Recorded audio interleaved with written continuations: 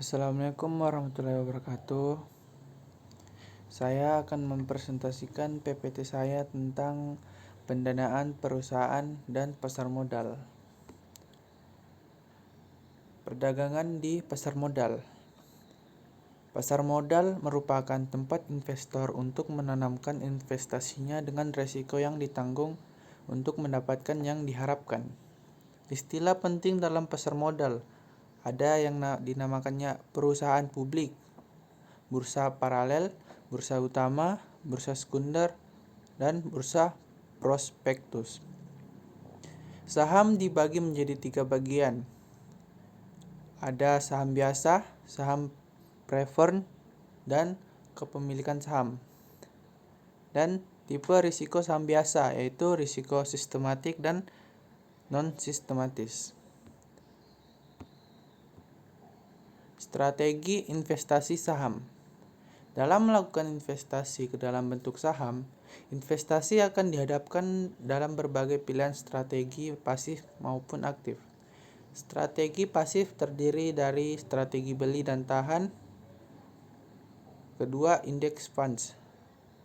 Kemudian strategi aktif terdiri dari pemilihan sekuritas dan rotasi sektor. Pendekatan untuk analisis dan seleksi saham. Teknik analisis merupakan metodologi dari pemerakiraan fluktuasi harga saham, bertujuan untuk menilai saham secara individu maupun dari seluruh pasar. Analisis fundamental merupakan sebuah gagasan di mana saham memiliki nilai intrinsik pada suatu saat yang merupakan fungsi dari variabel ekonomi. Kerangka kerja analisis fundamental yaitu analisis ekonomi dan pasar, kedua analisis industri, ketiga analisis perusahaan, dan terakhir the framework in perspective. Kita lanjut ke obligasi.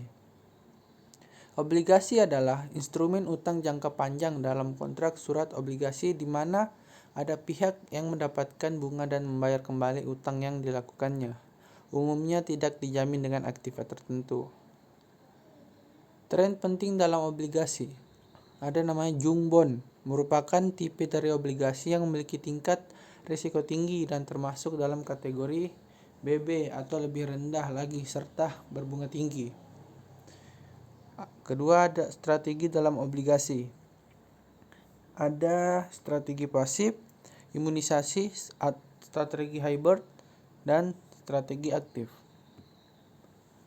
Efisien pasar modal adalah pasar modal di mana harga saham yang ada merefleksikan semua informasi yang terjadi secara cepat, rata-rata, dan akurat. Bentuk pasar modal efisien itu ada bentuk lemah, semi kuat, dan kuat. Pasar modal Indonesia. Lahirnya Undang-Undang Pasar Modal Indonesia yaitu pada tanggal 1 Januari 1996. Adapun aspek-aspek yang diatur dalam undang-undang yang baru tersebut adalah fungsi beban pengawas pasar modal, bursa efek, lembaga clearing dan penjaminan atau LKP, lembaga dan penyelesaian atau LPP, dan terakhir transaksi efek yang dilarang. Bapepam pasca Undang-Undang Nomor 8 Tahun 1995 itu mempunyai wewenang. Yang pertama kedua, mewajibkan pendaftaran profesi penunjang pasar modal dan wali amanat. Yang ketiga, menetapkan persyaratan dan tata cara pencalonan dan pemberitahuan undang-undang untuk sementara waktu komisaris dan atau direktur. Keempat, menetapkan persyaratan dan tata cara pernyataan pendaftaran serta menyatakan, menunda, atau membatalkan efektifnya pernyataan pendaftaran. Yang kelima, mewajibkan semua pihak. Dan yang terakhir, yang keenam, melakukan pemeriksaan. Oke, sekian dari presentasi saya. Wabillahi taufiq wal hidayah. Wassalamualaikum warahmatullahi wabarakatuh.